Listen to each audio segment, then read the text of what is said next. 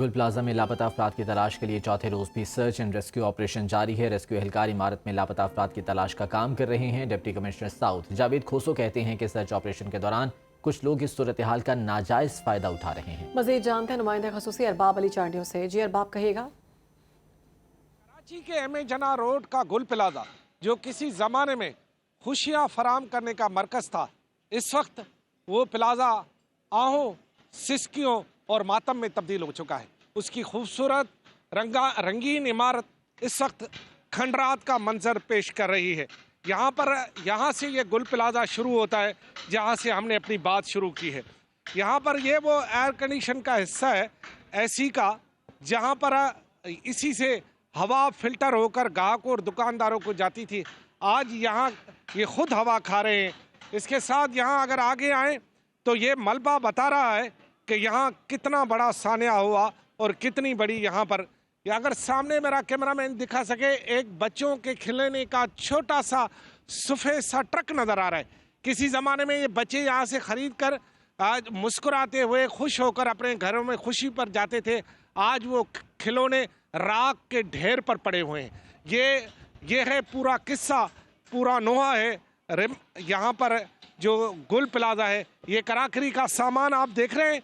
ये किसी ज़माने में ये प्लेटें, ये चमचे, ये जो है यहाँ पर कप पड़े हुए हैं जो यहाँ से लोग लेकर जाते थे, अपने घरों पे सजाते थे। आज ये खुद ऐसे मंजर का पेश कर रहे हैं कि ये खुद किसी का इंतज़ार कर रहे हैं। ये सारी तबाहियों के साथ इस पूरे आग को बुझाने वाले ये फायर फाइटर यहाँ पर मौजूद हैं, जो कि यहाँ पर कितने दिनों से आप यहाँ पर लगे हुए हैं? सर हम तो 4 दिन से लगे हुए। इस वक्त का मंजर ये कभी कभार जो है गुलाबी इमारत थी और आज शाह तरीन इमारत में तब्दील हो चुकी है।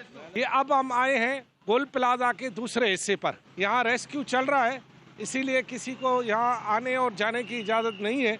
हम अब इस इमारत के उस तरफ से आ जाएंगे जहाँ से फिर हम इसका वो हिस्सा भी आपको दिखा पाएंगे। ये जो हो रहा है रेस्क्यू, ये आप अपने मतलब डिप्टी कमिश्नर की हैसियत में करा रहे हैं, सिंध हुकूमत करा रही है, KMC करा रही है, या और रेस्क्यू जो इदारे हैं वो आपसे हैं? अच्छा, किस किस कोर की आपने, इंजीनियरिंग कोर या मुख्तलिफ जो आपकी विंग्स है, उनमें कौन कौन सी चीज़ें टीम के मैदान में इस वक्त उतरी हैं? देखिए जी, ये अभी रेस्क्यू ऑपरेशन जो है हमारी गवर्नमेंट ऑफ सिंध की तमाम इदारे इसमें इन्वॉल्व हैं। इसमें रेस्क्यू 1112 है, प्राइमरी इसमें KMC प्राइमरी रोल अदा कर रही है, ठीक है। उसके अलावा हमारे पास कुछ इमरजेंसी सर्विसेज के इदारे हैं, वो काम कर रहे हैं। हमारी अपनी सिविल डिफेंस के लोग हैं, सिंध बिल्डिंग कंट्रोल अथॉरिटी वाले लोग इसमें काम कर रहे हैं, ताकि बिल्डिंग के स्ट्रक्चरल इंटीग्रिटी को भी देखना है, वो भी काम कर रहे हैं। तो इससे जॉइंट एफर्ट, इसमें हम सब मिलकर इस पर काम कर रहे हैं। और जितने भी गवर्नमेंट ऑफ सिंध के इदारे हैं वो हमें काम कर रहे हैं, कुछ फेडरल इदारे भी हमें सपोर्ट कर रहे हैं इस पर, और उनकी भी टेक्निकल एक्सपर्टीज़ हमारे साथ आ रही हैं इस पर। आपको मुश्किलात अब किस मरहले में आ रही है? आप काम तो कर रहे हैं, लेकिन आप समझ रहे होंगे कि यार यहाँ बड़ी मुश्किल आ रही है।